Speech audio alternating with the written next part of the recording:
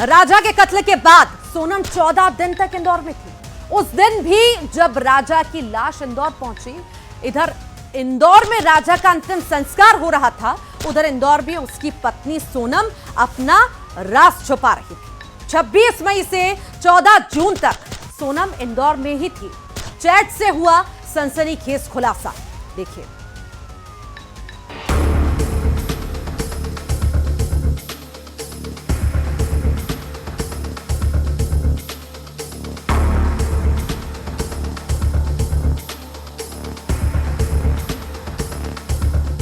सुहाग का murder, chat recover. मैं थक गई हूं, इसे मार डालूं, वरना मैं मर जाऊंगी। शादी के दूसरे दिन कत्ल का फरमान। राज सोनम में तकरार, मास्टरमाइंड कौन? सबसे बड़ी डिजिटल सर्चिंग वाली मिस्ट्री।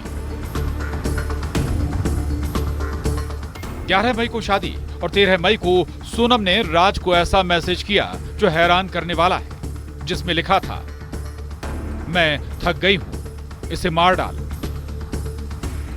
वरना मैं मर जाऊंगी। सूत्रों की माने तो एसआईटी की पूछताछ में ये खुलासे हुए हैं। सोनम जल्द से जल्द राजा का काम तमाम करना चाहती थी, इसलिए उसने राज कुशवाहा को मैसेज किया। यह खुलासा राज ने पूछताछ में किया है। इधर राज सोनम के बीच चैट रिकवर हुआ।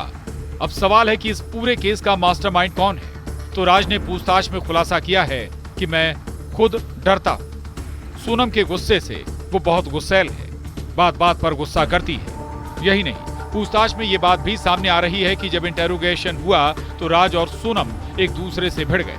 सोनम कहने लगी राज ही मास्टरमाइंड है, और राज का कहना है कि ये खूनी स्क्रिप्ट सोनम ने लिखी थी। तो कहीं ऐसा तो नहीं कि केस को भटकाने की ये साजिश रची जा रही है? कन्फेस किया इन द सेंस कि वो उसने माना है कि she is part of the conspiracy, कि कॉन्स्पिरेसी में वो पार्ट है। लेकिन जो मतलब किसका प्लान था उसमें वो लोग ब्लेम गेम चल रहा है अभी। जैसा अभी सोनम राज को ब्लेम कर रहा है और राज सोनम को। अभी पांचों आरोपी शिलोंग में हैं। पांचों आरोपियों की 8 दिन की पुलिस रिमांड मिली है। इस 8 दिन में आखिर इनके हलक से कौन कौन सा राज बाहर आएगा। लेकिन एक और बात जो हैरान कर देगी, जिस जगह को कत्ल के लिए चुना गया वो ऐसी जगह थी जहां आसानी से पहुंचा नहीं जा सकता। यानी सोहरा की वो जगह जहां जमीन को लेकर डिस्प्यूट चल रहा है। यहां तक राजा को लेकर सोनम कैसे पहुंची? कॉन्ट्रैक्ट किलर कैसे गए? क्या इससे पहले सोनम यहां आ चुकी है? क्या पहले रेकी की गई? सोनम ने मोबाइल में क्या क्या सर्च किया? क्या ऑनलाइन सर्चिंग करके सबसे बड़ी मर्डर मिस्ट्री के लिए प्लांट की गई थी ये खौफनाक साजिश?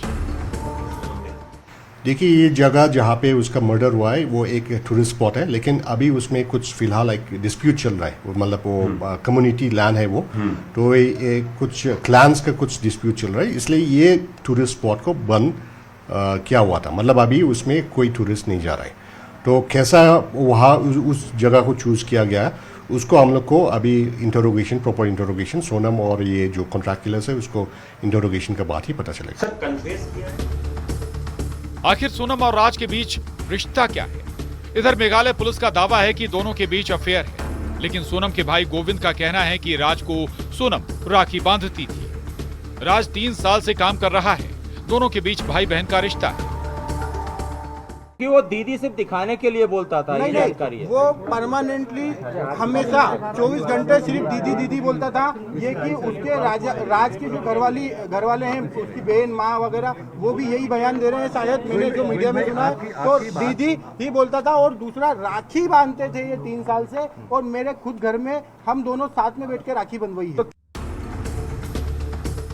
इस केस में तीसरे शख्स का नाम भी आया कि राज और सोनम के अलावा ये जितेंद्र रघुवंशी कौन है। सूत्रों की माने तो जिसके अकाउंट का इस्तेमाल फरारी के दौरान सोनम कर रही थी, तो इसी मिस्ट्री मैन का राज भी खुला।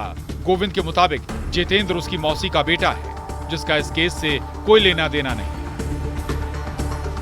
जितेंद्र रघुवंशी हमारे यहाँ एम्प्लॉय भी है, दूसरा मेरा मौसी का लड़का है और हमारे यहाँ गोडाउन पे राज से जूनियर था और वो काम करता था हमाली का हमारे गोडाउन पे, और उसका कोई भी हवाले से लेना देना नहीं है। ये तो सिर्फ कहानी बनाई गई है हवाले वाली। उसका अकाउंट में पैसा रहता था, वो पैसा हमारा आता था और हम उससे जो लोकल छोटे मोटे ट्रांजेक्शन थे, जो गोडाउन खर्चे थे, गाड़ी भाड़ा था, वो सब चीजें उससे चलता था। आखिर शातिर सोनम के कितने राज हैं? सबसे बड़ा सवाल इस सब के पीछे मोटिव क्या है? क्या लव अफेयर या फिर राज और गहरा है? सोने के जेवर और गायब मोबाइल कहां है? इंदौर में मिथिलेश गुप्ता और शिलांग से आनंद तिवारी के साथ bureau report, news 18 Madhya Pradesh Chhattisgarh.